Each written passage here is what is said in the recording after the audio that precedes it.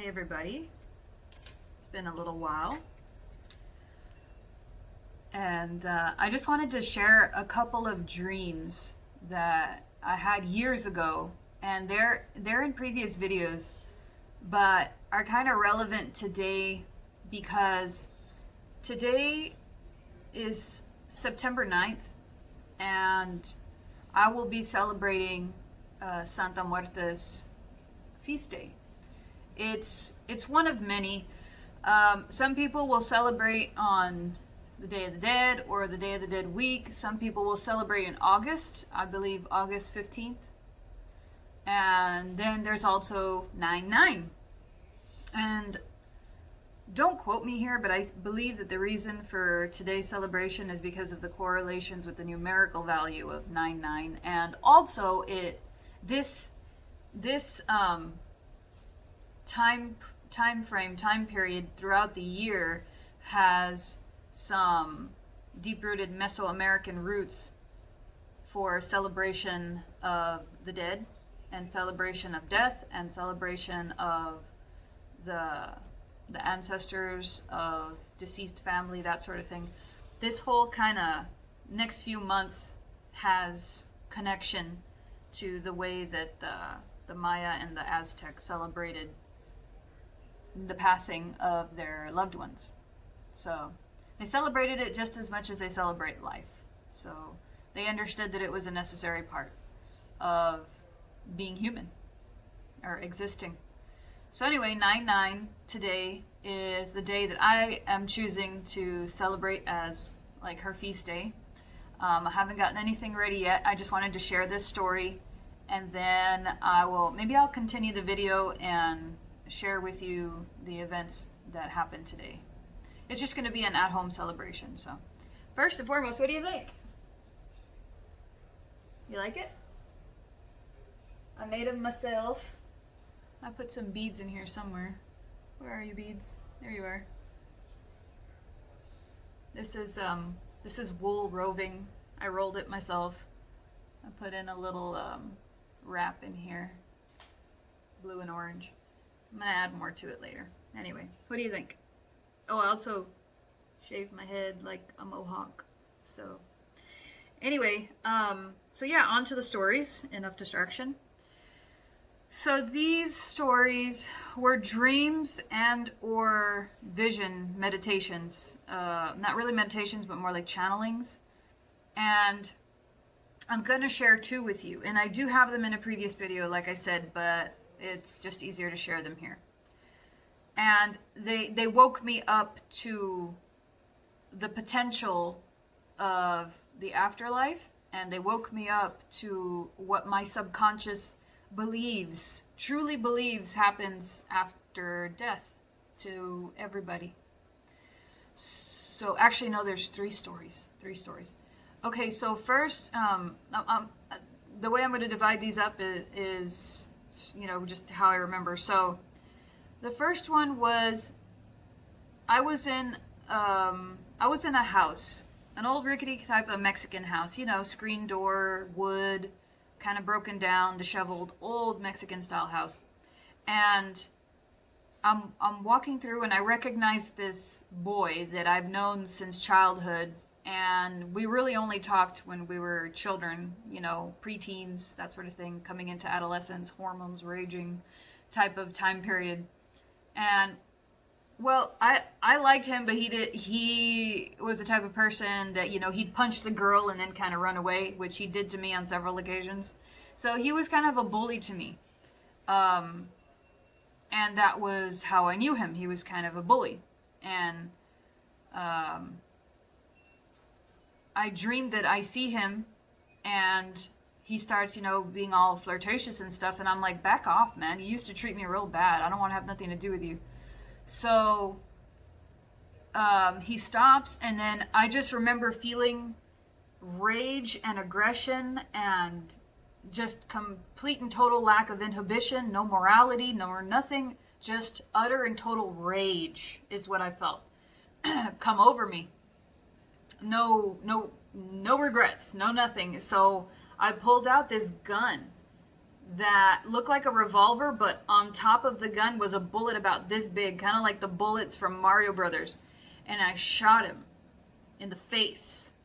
And the bullet entered somehow through the front of his head, and the exit wound on the back of his head was like this big. Next thing I know, and I'm not feeling any kind of remorse whatsoever. Next thing I know, his head is severed, and it's sitting outside the house in the back of this SUV, like a Bronco or something, and the trunk is up, and his head is just there placed, and he's talking, and he tells me he has a sad look on his face, and he tells me, "This is more pain than I ever felt in life," and he implied that he has to do this over again for an undetermined time period. You know, and it insinuated that this would be like an eternal thing. This torture of getting killed, or this torture of reliving this process, was an everlasting thing. That's what it implied. So I wake up and I'm like, whoa, I haven't seen that guy in forever. And then I go and I look him up online, and sadly, he took his own life. He didn't do it in the manner in which I dreamed, but he did do it a year prior. So that was just kind of confirmation for me that in the realm of suicide, the concept of suicides being tortured through their own emotional torture, I guess, the will tortures itself. The will tortures the spirit, kind of. And this was just confirmation of that to me in a dream. Well, I had a dream of him a couple of months later, and I see him walking on this grassy hill, and you can see a sunset in the background. This is a big change for me because I hardly ever dream of sunsets, and usually the skies are very dark when I dream. But no, there was a setting sun, and he was walking with his hands in his pockets. And he looks over at me and kind of smirks a little bit and nods his head and just kind of walks on like, I made it. I got past that mental state, and I got myself out of that realm of torture, and I made it. I'm going to better places now. I've moved on, and I'm gonna be okay. And that was just like his confirmation nod. And I was like, oh, that's so good. I'm so glad for you. I'm happy for you. So then another one was, all right, get comfortable. Another one was, I know I'm dead, and I go to this place that looks like an office building, and there's pizza boxes all over the floor, all over the place. That's all they eat is pizza. And it insinuated that all they eat is pizza is because they're busy all the time. They don't have a chance to get out of their desk and to go eat anywhere. They're just like constantly working. And it makes sense because they're in the realm of the dead. You know, this is like an ongoing, constant business, right? If anything. So there's like bright halogen lights. I'm sorry, bright, what are they called? Neon lights, you know, bright white lights, and the building is very plain Jane. It's like white, you know, with white tile floors, you know, like laminate with the fake little marble, you know, and just a regular office building. And everybody's kind of running around with their papers and just like business as usual. And so I'm waiting in line, and I'm looking all around, and I start snickering to myself because I think, man, I'm dead. And this so reminds me of Beetlejuice, where in Beetlejuice they say that. Okay, so anyway, well, I get to the front and I talk to the clerk. The desk clerk is a lady, and I believe she's probably in her maybe late 50s, and that's how she appears. And you know, she's dressed very casual. She has short curly hair, you know, she has a perm. And I was like, you want to know what's funny? I said, I've been waiting to say this to somebody, but it felt awkward. She's like, what's that, honey? And I said, this reminds me of Beetlejuice. Like, big time reminds me of Beetlejuice. And she's like, did my eye just go crossed? Wake up, eyeball. Anyway, She goes, what do you mean? And I said, did you never see Beetlejuice? And she goes, no, that's not familiar to me. I was like, wow, you must have been down here for a while already. And I said, well, basically it's a movie about, part of it is involving the afterlife, and they indicate that people that commit suicide have to be civil servants in the afterlife as their punishment. And she's just kind of like, oh, okay. And I was like, all right, never mind. So she stamps a paper or something and gives it to me, and she's like, okay, now just follow him. And I see this man standing there that looks like Jerry Garcia. And I go to him, and I'm like, hey, how's it going? He goes, all right, come with me. Like I said, like business as usual. And I was like, so what's going on? He goes, well, basically the way it works is, we are all assigned tasks. We all have missions. We all have to complete these projects, and they make absolutely no sense. So don't even go there. They make no sense. I know. He's like, but once we complete them, we can move on to the next level. Once we complete them, we can graduate, so to speak. And sometimes they take a little amount of time, and sometimes they can take decades. It just all depends. But we are assigned these, and it's my job to carry out the mission to hand out the assignments. So basically he implied that he's kind of like, he runs that area, kind of like a mayor or like a CEO, but he runs this whole little realm, this whole little city.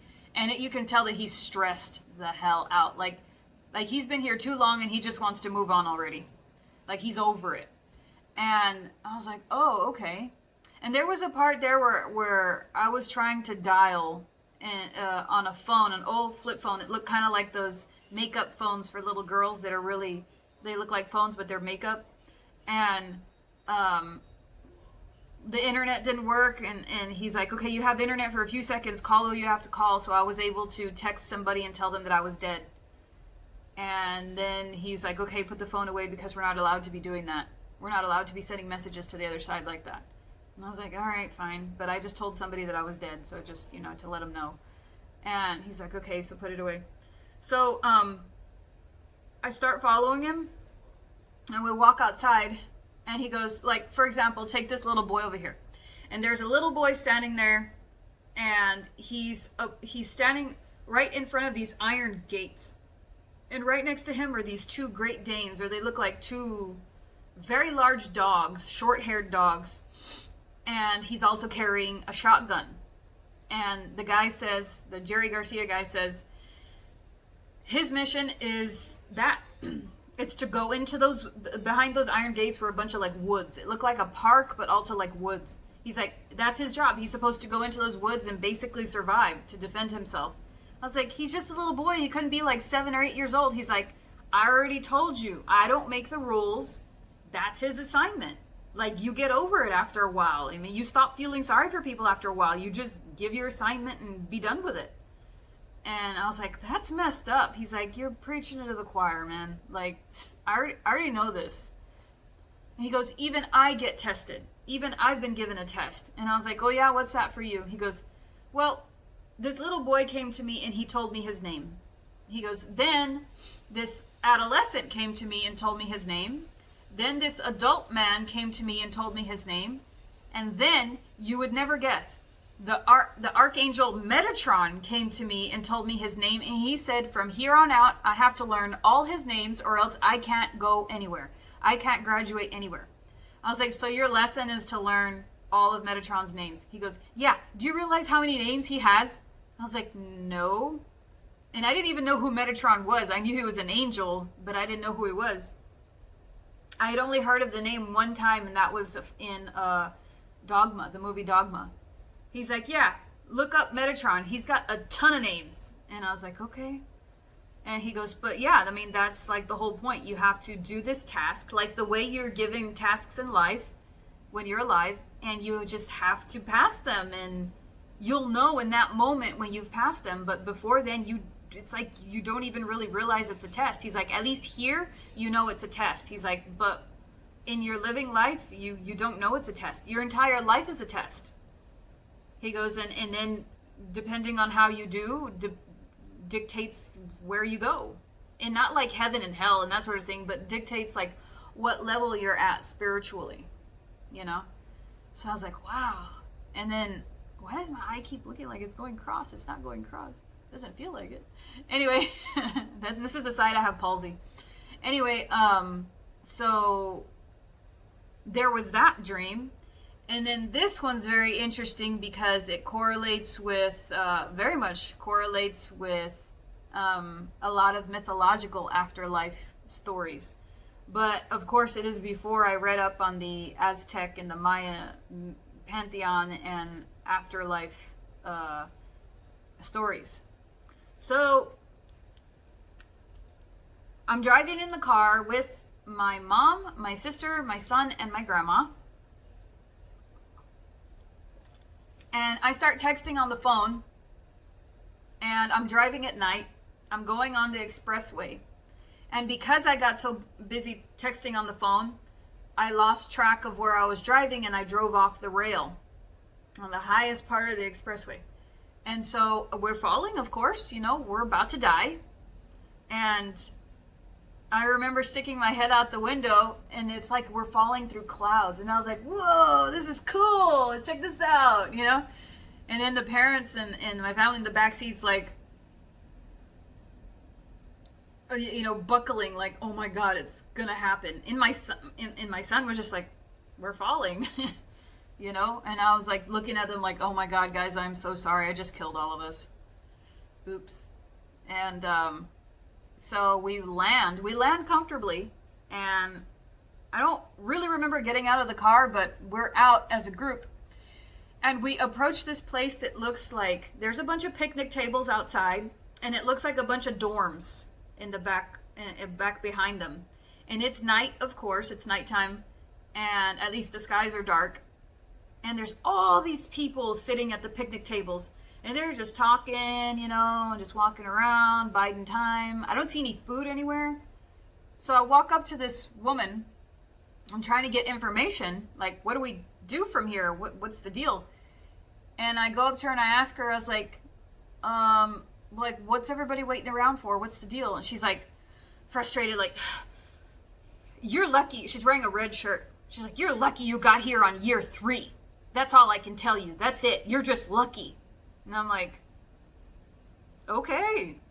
She's like, you just go inside over there. And so we go inside these like 1-bedroom dorm type of things. And there's like a TV in there with an old armoire. You know, it's an old box TV. You can tell like this is like a government building.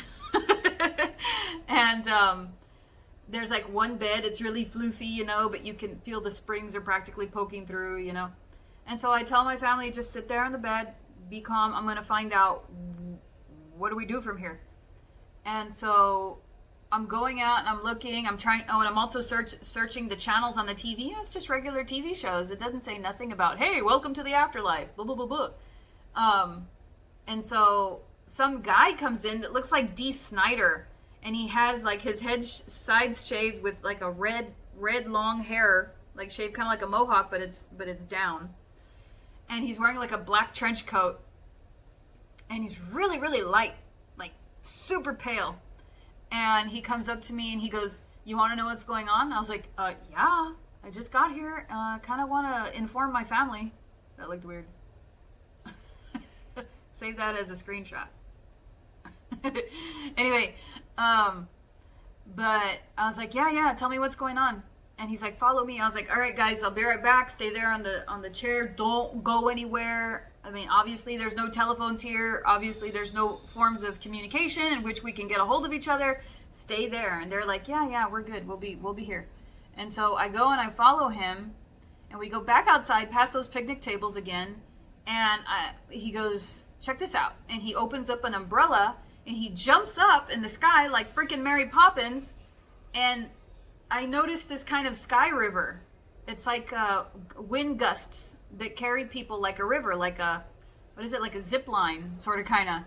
And he jumps up with the umbrella, and he's like, follow me. And he's like, woo, and he blows away into this river, and the sky river. And I'm like, dude, cool. And I was like, but wait a minute, what about my family? And he's like, follow me. And I was like, oh, I don't have an umbrella. So I find an umbrella and I jump up and I follow him in the Sky River and then wake up. So, needless to say, I make the best of the afterlife in my dreams. But, anyway, so the whole year 3 thing, I didn't find out until later that in the Aztec and Maya afterlife stories that you have to wait for up to 4 years before you can move on to another level. So I was like, oh, so that's why she told me you're lucky you got here in year 3. I was thinking to myself, like, do they just move them in groups? So like they just time the clock and they just said, okay, it's been 4 years, move the next group. Makes you think, huh? And so, I don't know. I mean, nobody ever truly knows. Even people that have near-death experiences, it's not the same as death. So nobody can really tell us what happens for real because, well, they've passed on. But I like to think that our consciousness, stays somewhere or travels somewhere. But whatever, we won't know until that day comes. So those are my afterlife stories. And if you want to get a better idea, watch the movie What Dreams May Come. For the suicides, watch Groundhog Day. There's for the Aztec and Mayan ones, there's all kinds of YouTube videos on the Aztec and Mayan afterlife you can watch. Yeah, so, and what the funny thing is that you all obviously know I'm into Santa Muerte and stuff like that, and then with that comes the study of Mesoamerican mythology, but all of these dreams happened prior to her showing up in my life. I had these premonitions, or not premonitions, but these visions or whatever prior to her coming in. So it wasn't through influence of her. They were just, bound to happen. They could just be a coping mechanism to not be afraid. They could be, just a method to understand mortality, that's deep embedded in the subconscious and that sort of thing. So it all depends on who you talk to. But anyway, that's it for story time. Thanks for sitting for 23 minutes. Thanks for sitting for 23 minutes, and let's see what the rest of the day holds. If I can, I'll video, the events of today. So I'll see you later. Hey again, guys. As part of the feast day today, I'm not much of a cook, but I can melt chocolate. So I got these. They're little rose-shaped inserts from Hobby Lobby, and melted some chocolate, and they look like little flowers now. I'm putting them on top, let me see if I can position this, of some apples with cinnamon and honey. That's a lot of sweetness. Cool. So I got her a new cloth right here. There's the food, some new flowers. Here's to her shot glass right here with tequila. And I don't know if y'all saw this. This is an encased rose. They had them at H-E-B. I was like, man, we need to get that. So, also this is a new addition. It's right here. I got it at the gas station, but I had to. Now this guy right here is a big ass candle. And what attracted me so much is because the very first apparition I saw of Santa Muerte was the black cloak, and I've always been more drawn to the black cloak of any. And so This candle, I'm gonna light it for a few minutes, but I don't want to keep it lit because it has got a really thick, high flame, really thick, high wick. Once it gets going, if it gets going, come on. Because I cut the wick down pretty short, which I shouldn't have. Are you gonna light up? It's working its way over.